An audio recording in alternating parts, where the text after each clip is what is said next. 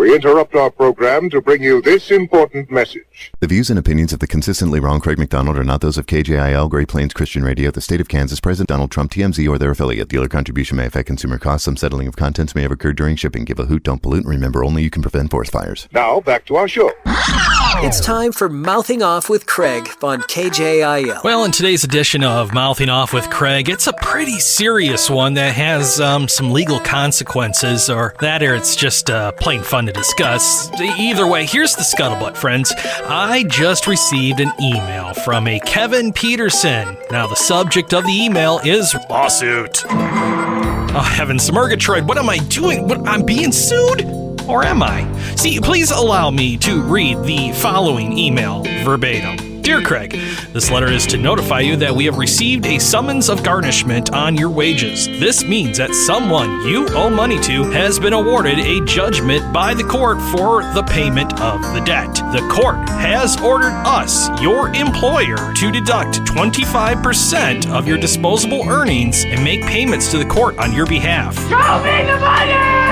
The following applies to you. Before you are arrested, if you pay in full or make part-time payments, the warrant will be recalled and amended. Once you are found guilty into the courthouse, then you will have to bear the entire cost of this lawsuit. You will have the right to hire an attorney. If you don't have and can't afford one, then the court will appoint one for you in case if you are provided with a bail by state country courthouse. I think I got it, but just in case, tell me the whole thing again. I wasn't listening. We merely require you contact in writing to our Recovery Asset Location Department via email. So, yeah, that's what I got. Let's go ahead and examine this lawsuit or arrest warrant, or maybe it's a garnishment. I can't remember which one it is. But so this email's from Mr. Kevin Peterson. I assume a high-scale attorney or investigator with an email address from a very reputable legal provider. Mr. Peterson's email address is petersonacs@gmail.com. Wasn't really aware that Gmail accounts are used by lawyers or criminal investigators, but anyway, moving on. This has apparently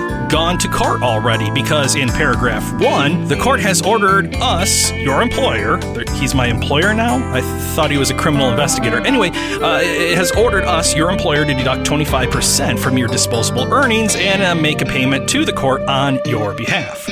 Paragraph 2 states that I will be arrested. Now, if this is some kind of debt I actually owe, then I really can't be arrested, seeing as how there's really no longer debt courts in America. However, I can avoid being arrested by paying the amount in full, even though my wages are hypothetically already being garnished. Am I being detained?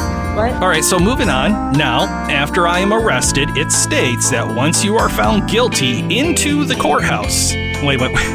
Into the courthouse. How exactly does that work, Pumpkin? Will the judge toss me through the windows into the courthouse? Is that how they do it now? It's strange. Wapner's not been on for many years. Judge Judy, I just never really liked the show, so I don't know how this all works. And if he doesn't get to watch people's porn in about 30 seconds, he's going to throw a fit right here in your porch. Moving on. Finally, if I do want to settle this matter out of court, which I thought it already was because they're garnishing, if I want to avoid being arrested for... No, wait. If I want to settle, I need to reply back to Mr. Kevin Peterson via email on his Gmail account. I can't call him because, well, there's no phone number listed in the email. I can't snail mail him because, well, there's not a mailing address, but I can reply to his Gmail account. Now, this should go without saying, but this is a scam. The problem is that people really are falling for these scams, not just debt scams, but IRS scams and refund scams and tech support scams. You see, many scammers find public information on you from your credit report. They can use that information to tell a very convincing story against you. They know your name, sometimes your address, your phone number, what credit cards you have, what loans you have, even what debts you have.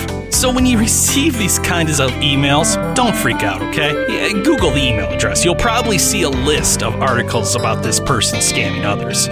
Now, if you want to learn more, or you think you're actually dealing with somebody who's not scamming you like they're legit, you can get all the information you need at ftc.gov. Hey, thanks for letting me mouth off.